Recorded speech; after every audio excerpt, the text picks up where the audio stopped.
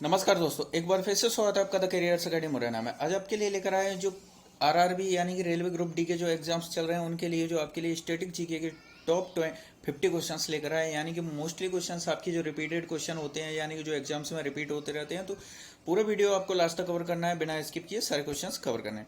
शुरू करते हैं। पहला क्वेश्चन, दुनिया में दूसरा सबसे बड़ा गुंबद वाला गोल गुंबज कहाँ स्थित है? तो कहाँ पर स्थित है? ये बीजापुर में। कहाँ पर स्थित है? बीजापुर में स्थित है। नेक्स्ट क्वेश्चन है, निम्नलिखित में से कौन सा मोनेरा समूह से संबंधित नहीं है? तो मोनेरा समूह से संबंधित कौन नहीं है? बैक्टीरिया, डायटम, साइनोबैक्टीरिया या माइक्रोप्लाज्मा। तो कौन संबंधित नहीं है? तो क्वेश्चन नंबर 2 का राइट आंसर ये है माइक्रोप्लाज्मा, यानी माइक्रोप्लाज्मा जो है मोनेरा समूह से संबंधित नहीं है। तो इसके अलावा आपके ये तीनों जो ऑप्शन बचते हैं ये आपके क्या है? मोनेरा से संबंधित हैं।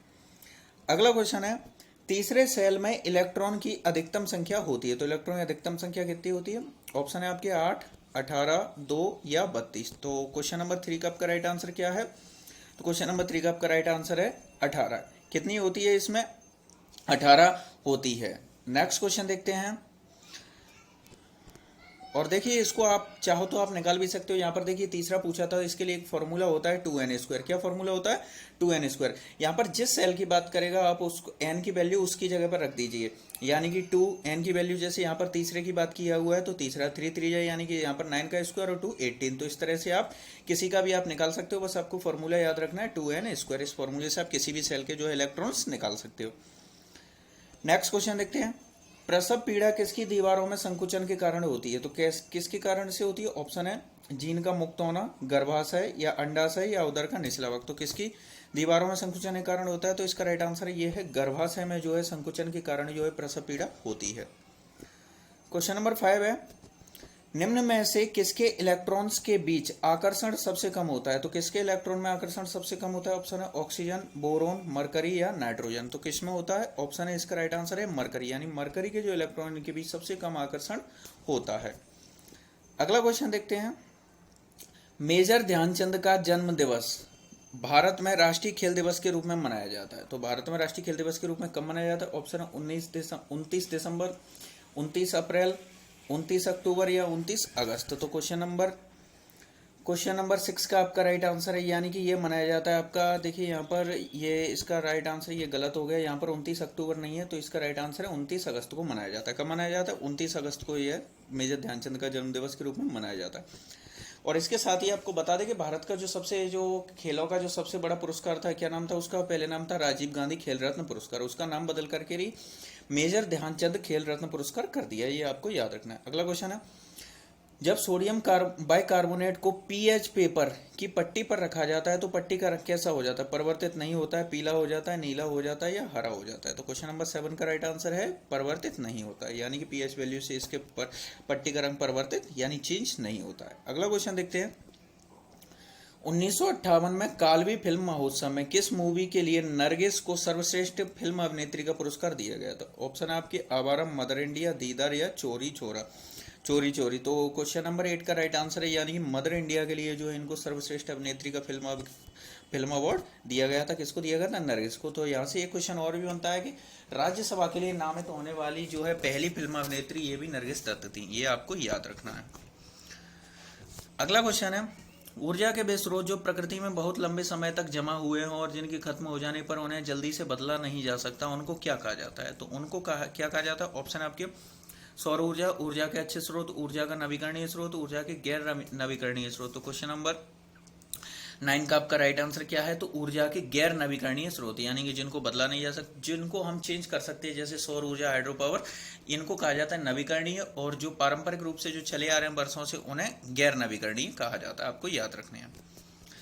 क्वेश्चन नंबर 10 है, कौटिल्य प्रधानमंत्री थे तो किसके प्रधानमंत्री थे? चंद्रगुप्त विक्रमादित्य, अशोक के, चंद्रगुप्त मौर्य या राजा जनक थे? तो क्वेश्चन नंबर 10 का आपका राइट आंसर क्या है? चंद्रगुप्त मौर्य के जो है प्रधानमंत्री थे कौटिल्य। और कौटिल्य इनके और भी नाम है, कौटिल्य को और किस नाम से जाना जाता है? तो इनको विष्णुगुप्त, किस नाम से भी जाना जाता है? इनको विष्णुगुप्त, कौटिल्य और चाणक्य। तो ये सभी नाम आपको याद रखने हैं। और यहाँ से एक इन्होंने एक पुस्तक लिखी थी अर्थशास्त्र नामक। तो अर्थशास्त्र के जनक किसे कहा जाएगा? तो अर्थशास्त्र के जनक भी कौटिल्य, विष्णुगुप्त या चाणक्य, जो भी नाम आता है आप लगा सकते हो। अगला क्वेश्चन देखते हैं, निम्न में से किस वंश के साम्राज्य की सीमाएं भारत के बाहर तक फैली थी? तो किसकी सीमाएं थी? गुप्त वंश, कुषाण वंश, मौर्य वंश या प्रयुक्त में से कोई भी नहीं। तो क्वेश्चन नंबर 11 का आपका राइट आंसर क्या है? तो जो कुषाण वंश की जो सीमाएं थी ये भारत के बाहर तक फैली हुई थी। अगला क्वेश्चन देखते हैं, क्वेश्चन नंबर 12, किस चीनी जनरल ने कनिष्क को हराया था? तो कनिष्क को किसने हराया था? पांचाऊ, पानयांग, सी हुआंगटी या हो टी। तो क्वेश्चन नंबर 12 का राइट आंसर है पानचाऊ। तो पांचाऊ ने जो है कनिष्क को हराया था, जो चीनी जनरल था। अगला क्वेश्चन देखते हैं, तोरमाड़ किस जातीय दल का था? तो जो तोरमाड़ जो था ये किस जातीय दल का था? ऑप्शन है सिथियन, यूची, हूड़ या सक। तो क्वेश्चन नंबर 13 का राइट आंसर क्या है? इसका राइट आंसर है हूड़ जनजाति से बिलोंग करता था तोरमाड़। नेक्स्ट क्वेश्चन देखते हैं, बांस निम्नलिखित में से है? तो क्या है बांस? पेड़, पौधा, घास या झाड़ी। तो क्वेश्चन नंबर 14 का राइट आंसर क्या है? तो बांस एक घास है, यानी कि आप बोल सकते हैं कि यानी कि विश्व में सबसे बड़ी घास कौन है? तो ये बांस ही है, क्योंकि सबसे बड़ी घास बांस होती है। अगला क्वेश्चन देखते हैं, क्वेश्चन नंबर 15 है, ऋग्वेद की मूल लिपि थी तो किसमें थी? देवनागरी, खरोष्टी, पाली या ब्राह्मी। तो ऋग्वेद की जो मूल लिपि क्या थी? तो ये मूल लिपि इसकी ब्राह्मी थी। क्या थी? ब्राह्मी। नेक्स्ट क्वेश्चन देखते हैं, क्वेश्चन नंबर 16, 1905 में बंगाल विभाजन का आदेश किसने दिया था? किसने दिया था? Lord ripen, Lord Curzon, Lord Minto या साइमन। तो क्वेश्चन नंबर 16 का राइट आंसर क्या है? तो ये जो आदेश दिया था लॉर्ड कर्जन ने। किसने दिया था? लॉर्ड कर्जन ने इसका आदेश दिया था। अगला क्वेश्चन देखते हैं, नामदफा अभयवन या अभयारण्य किस राज्य में स्थित है? तो नामदफा जो है अभयारण्य किस राज्य में स्थित है? तो इसका राइट आंसर है आपका ऑप्शन है इसके बिहार, मेघालय, अरुणाचल प्रदेश या असम। तो क्वेश्चन नंबर इसका राइट आंसर क्या है? तो इसका राइट आंसर है अरुणाचल प्रदेश में नामदफा अभयारण्य स्थित है। और यहाँ पर असम का भी बात कर लेते हैं। असम में जो है काजीरंगा और मानस अभयारण्य, जिसमें से काजीरंगा जो है सैटेलाइट कॉन्सिलर्स होने वाला भारत का पहला नेशनल पार्क भी है। तो ये आपको याद रखना है। क्वेश्चन नंबर 18 देखते हैं, भारत के विभाजन के समय जो सीमा रेखा खींची गई थी वह कहलाती, क्या कहते हैं उसको? मैकमोहन रेखा, ड्यूरेंट रेखा, रेड क्लिफ रेखा या माउंटबेटन रेखा। तो क्वेश्चन नंबर 18 का राइट आंसर क्या है? तो इसको रेड क्लिफ रेखा के नाम से जाना जाता है। अगला क्वेश्चन देखते हैं, क्वेश्चन नंबर 19, गैल्वेनोमीटर का उपयोग किया जाता है, किसके लिए उपयोग होता है इसका? धारा की दिशा का पता लगाने के लिए, चुंबकीय प्रेरण की दिशा का पता लगाने के लिए, प्रकाश की दिशा का पता लगाने के लिए, ध्वनि की दिशा का पता लगाने के लिए। तो क्वेश्चन नंबर 19 का आपका राइट आंसर क्या है? तो ये धारा की दिशा का पता लगाने के लिए जो गैल्वेनोमीटर का उपयोग किया जाता है। और आपके लिए यहाँ पर देखिए, जो रेलवे ग्रुप डी के लिए आपके लिए जो साइंस के भी कुछ सेट आपके उनकी जो है अभी तक आप लोगों ने उन सेट को नहीं देखा है तो उनकी लिंक आपको डिस्क्रिप्शन में मिल जाएगी, आप वहाँ से जाकर के उनको देख लीजिए। और वर्तमान में कौन किस पद पर है इसकी लिंक भी आपको डिस्क्रिप्शन में दे दी गई है, तो वहाँ से जाकर के उसको भी अभी तक नहीं देखा है तो वीडियो जरूर देख लीजिए। क्वेश्चन नंबर 20 देखते हैं, भारत के उत्तरी विशाल मैदानों में किस प्रकार की मिट्टी पाई जाती है? तो भारत के जो विशाल उत्तरी जो मैदान है इनमें कौन सी मिट्टी पाई जाती है? ऑप्शन है लाल मिट्टी, काली मिट्टी, लेटराइट मिट्टी या जलोढ़ मिट्टी। तो इस क्वेश्चन का राइट आंसर क्या है? तो इसका राइट आंसर है जलोढ़ मिट्टी, यानी कि भारत के जो उत्तरी हिस्से में जलोढ़ मिट्टी पाई जाती है। भारत में सर्वाधिक अगर बात की जाए कि सर्वाधिक कौन सी मिट्टी पाई जाती है तो ये भी जलोढ़ ही है। लगभग भारत की 40% क्षेत्रफल पर जलोढ़ मिट्टी पाई जाती है। और अगर यहाँ पर देखिए नदियों के हिसाब से अगर मैदान की बात करें कि जो जलोढ़ मिट्टी किस मैदानी क्षेत्रों में पाई जाती है तो आपको यहाँ से आपको बताना है गंगा और ब्रह्मपुत्र का जो मैदानी क्षेत्र है यहाँ पर जलोढ़ मिट्टी पाई जाती है, ये आपको याद रखना है।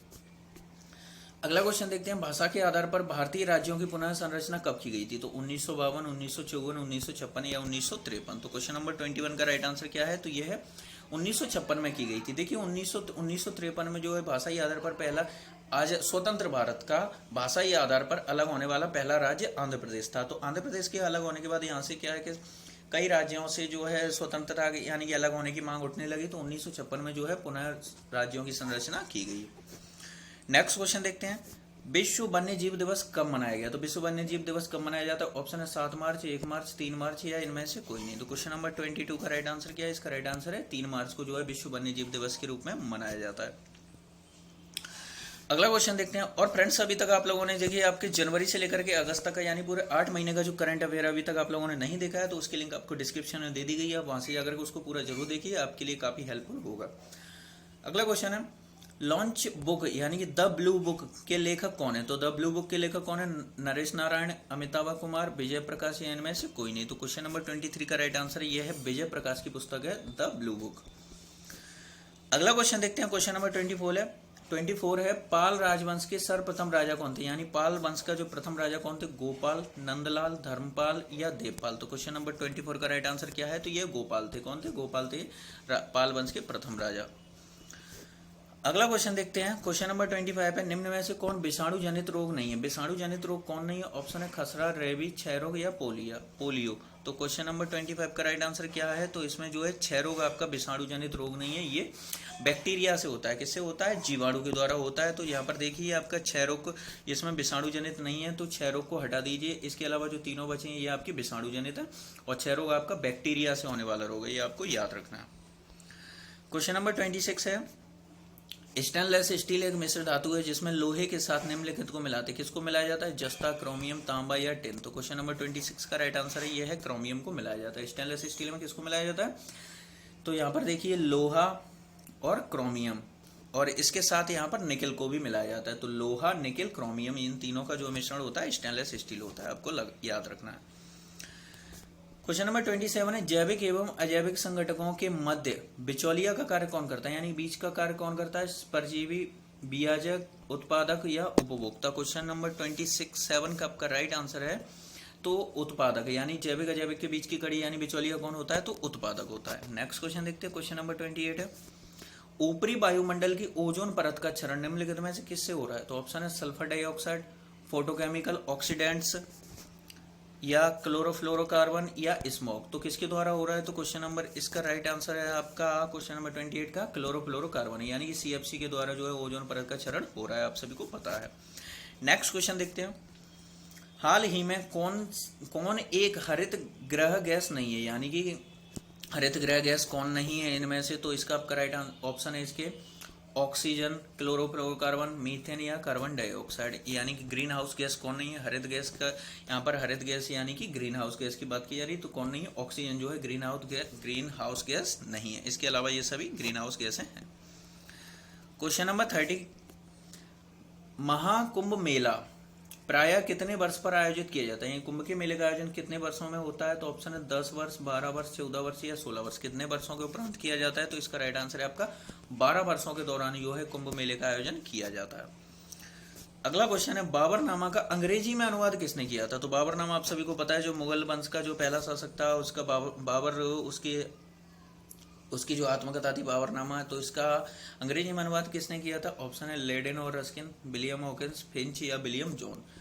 तो इसका राइट आंसर है आपका लेडेन और रस्किन ने जो है बाबरनामा का अंग्रेजी में अनुवाद किया था। नेक्स्ट क्वेश्चन देखते हैं।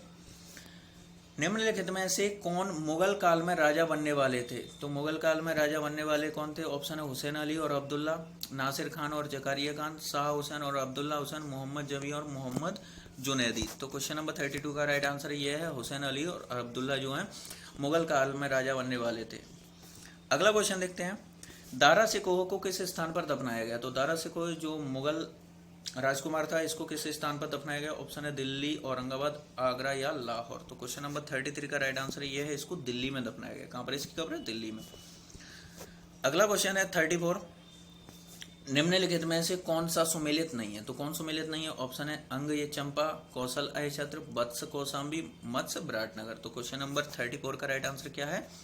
कौशल और अयछत्र ये दोनों सुमेलित नहीं है। इसके अलावा अंग और ये चंपा, वत्स, कौशाम्बी, मत्स्य, विराटनगर ये क्या है? ये जो 16 महाजनपद है उनमें ये जो जनपद और उसकी राजधानी है, तो ये तीनों ही आपके सुमेलित हैं, और ये वाला आपका ये इसका गलत आंसर है। अगला क्वेश्चन देखते हैं। महावीर स्वामी को किस नदी के तट पर ज्ञानोदय प्राप्त हुआ था? यानी ज्ञान की प्राप्ति कहाँ हुई थी? ऑप्शन है स्वर्णिकसिकता नदी या पलाशनी नदी, गंगा नदी, ऋजुपालिका नदी? तो क्वेश्चन नंबर 35 का राइट आंसर क्या है? तो ऋजुपालिका नदी के तट पर जो है महावीर स्वामी को ज्ञान की प्राप्ति हुई थी। अगला क्वेश्चन देखते हैं। क्वेश्चन नंबर 36 है, गुप्त स्वर्ण मुद्रा को कहा जाता था। जो गुप्त काल की जो स्वर्ण मुद्रा थी इनको क्या कहते थे? कारसारपण, निष्क, दीनार या सुवर्ण? तो क्वेश्चन नंबर 36 का राइट आंसर क्या है? तो इसका राइट आंसर है उस समय इनको दीनार कहा जाता। क्या कहा जाता था इनको? दीनार। अगला क्वेश्चन देखते हैं। निम्नलिखित में से कौन जिंदा पीर के नाम से जाना जाता है? जिंदा पीर किसे कहते हैं? बहादुर शाह प्रथम, शाह आलम द्वितीय, आदिल शाह या औरंगजेब? तो क्वेश्चन नंबर 37 का राइट आंसर है जो औरंगजेब को जिंदा पीर के नाम से जाना जाता था, क्योंकि इसने क्या है कि सभी तरह के जो है त्योहार और जो संगीत समारोह सभी पर क्या है प्रतिबंध लगा दिया था, इसलिए इसको जिंदा पीर के नाम से जाना जाता। क्वेश्चन नंबर 38 है, काली कपास मिट्टी निम्नलिखित में से किस नाम से जानी जाती है? जो काली मिट्टी होती है उसको किस नाम से जाना जाता है? बांगड़, भूर, खादर या रेगुर? तो क्वेश्चन नंबर 38 का राइट आंसर है रेगुर। जो काली मिट्टी होती है उसको देखिए, एक तो काली, दूसरी कपासी, तीसरी रेगुर मिट्टी के नाम से भी जाना जाता है। और यहाँ पर ये बांगर और खादर ये दोनों जलोढ़ मिट्टी को कहा जाता है, आपको याद रखना है। क्वेश्चन नंबर 39 है, अब्दुल रहीम खान खाना ने बाबरनामा को किस भाषा में अनुवादित किया? तो ऑप्शन है उर्दू, हिंदी, फारसी, अरबी। तो इस क्वेश्चन का आपका राइट आंसर ये है फारसी, यानी कि जो मुगल सल्तनत थी उनकी जो है ऑफिशियल लैंग्वेज यानी कि जो कार्यकालीन भाषा फारसी थी, इसलिए जो है रहीम जो खाना जो रहीम थे इन्होंने बाबरनामा को फारसी में इसका अनुवाद किया था। अगला क्वेश्चन देखते हैं, चार बाग बनाने की परंपरा की शुरुआत किसके समय हुई? तो चार बाग बनाने की परंपरा की शुरुआत किसके समय हुई? ऑप्शन है बाबर, हुमायूं, अकबर या जहांगीर। तो क्वेश्चन नंबर 40 का राइट आंसर क्या है? अकबर के समय। तो चार बाग बनाने की परंपरा की शुरुआत अकबर के समय। देखिए यहाँ से आपका क्वेश्चन एक और क्वेश्चन बनता है कि चार बाग बनाने का जो सबसे पहले जो निर्णय किसने लिया था? तो चार बाग बनाने का निर्णय लिया बाबर के द्वारा लिया गया था, लेकिन बाबर की जो है डेथ होने के बाद जो है इसकी परंपरा की शुरुआत अकबर के समय से हुई। अगला क्वेश्चन देखते हैं, बाबर ने मुगल वंश की स्थापना कब की थी? तो 1526, 1525, 1524 या 1523। तो इसका राइट आंसर क्या है? 1526। तो जो है 1526 में इब्राहिम लोदी और बाबर के बीच जो है 1526 में पानीपत का पहला युद्ध हुआ था, और इसी में जो है इब्राहिम लोदी मारा गया था, और यहीं से जो है मुगल वंश की भारत में नींव पड़ी थी। और अगला क्वेश्चन, यहाँ से एक क्वेश्चन और भी आता है कि इब्राहिम लोदी उस समय जो है युद्ध मैदान में मारा जाने वाला प्रथम शासक भी था, तो ये भी आपको याद रखना है। अगला क्वेश्चन देखते हैं, अंग्रेजों ने भारत में अप्रत्यक्ष चुनाव की प्रणाली पहली बार निम्नलिखित में से किस अधिनियम द्वारा प्रारंभ की थी? तो अप्रत्यक्ष चुनाव प्रणाली कब प्रारंभ की थी? ऑप्शन है 1856, 1966, 1982 या 1892। तो इस क्वेश्चन का राइट आंसर आप सभी को दिखाई दे रहा होगा। देखिए अंग्रेज जो 1947 में आजाद हो गए थे, तो इसके ये यहाँ पर से दो ऑप्शन तो बनते नहीं है, आपके ये दो ऑप्शन बचे, तो उसमें से जो है 1892 में इन्होंने इसको शुरू किया था। अगला क्वेश्चन है, एथेनॉइक अम्ल साधारण नाम है? तो एथेनॉइक अम्ल का साधारण नाम क्या है? एसिटिक अम्ल, फ्यूमिक अम्ल, सोडियम हाइड्रोक्साइड या एल्कोहल। तो क्वेश्चन नंबर 43 का राइट आंसर क्या है? तो यह है एसिटिक अम्ल कहा जाता है। एथेनॉइक अम्ल को क्या कहते हैं? एसिटिक अम्ल कहा जाता है। अब सभी को पता है कि जो लाल चींटी होती है, चींटी का काटने पर जो जलन होती है, तो वो जलन किस एसिड के कारण होती है? तो चींटी में कौन सा एसिड पाया जाता है? तो फॉर्मिक एसिड। कौन सा एसिड पाया जाता है? फॉर्मिक एसिड, आपको याद रखना है।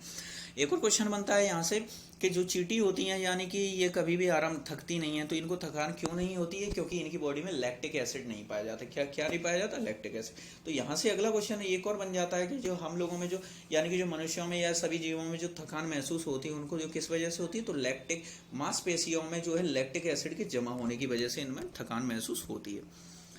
अगला क्वेश्चन है, प्रकाश बल्ब का फिलामेंट यानी कि जो बल्ब होते हैं, बल्ब का फिलामेंट बनाने के लिए किस धातु का प्रयोग करते हैं? निकेल, क्रोमियम, कॉपर या टंगस्टन। तो क्वेश्चन नंबर 14 का राइट आंसर क्या है? तो टंगस्टन का प्रयोग किया जाता है, यानी बल्ब का जो फिलामेंट यानी बल्ब की जो स्प्रिंग होती है उसको टंगस्टन के द्वारा बनाया जाता है। और अगर हीटर, जो घरों में हीटर होते हैं, तो हीटर के स्प्रिंग की अगर बात की जाए तो ये नाइक्रोम की बनी होती है। आपको दोनों याद रखना है, बल्ब का फिलामेंट टंगस्टन का, और हीटर की जो स्प्रिंग होती है वो नाइक्रोम की बनी होती है। और यहाँ पर टंगस्टन का आपकी अगर सिंबल कई बार पूछ लिया जाता है, तो इसका जो सिंबल होता है डब्ल्यू होता है। डब्ल्यू का मतलब होता है ये वोल्फ्राम, इसका जो है साइंटिफिक नेम होता है वोल्फ्राम, इसलिए इसको डब्ल्यू के नाम, डब्ल्यू से रिप्रेजेंट करते हैं। अगला क्वेश्चन देखते हैं, क्वेश्चन नंबर 45 है, निम्नलिखित में से कौन सी नदी का उद्गम भारत में नहीं होता? ऑप्शन है ब्रह्मपुत्र, ब्रह्माणी, कोयल या सांक। तो क्वेश्चन नंबर 45 का राइट आंसर है, यानी ब्रह्मपुत्र नदी का जो है भारत में उद्गम नहीं होता। इसका उद्गम कहाँ पर होता है? तिब्बत में होता है। यानी कि अगर वैसे पूछा जाए तो तिब्बत आपका चीन के अंडर में है, तो यहाँ पर हम इसका ऑप्शन चीन भी आ सकता है, तो इसका चीन में होता है। और वहां पर इसको जाना किस नाम से जाना है? तो ये काफी अच्छा क्वेश्चन बन जाता है। तो वहां पर इसको सांगपो नदी के नाम से जाना है। क्या कहते हैं इसको? सांगपो कहते हैं। ब्रह्मपुत्र नाम इसका कहाँ पड़ता है? तो असम में आकर के इसका नाम ब्रह्मपुत्र पड़ता है।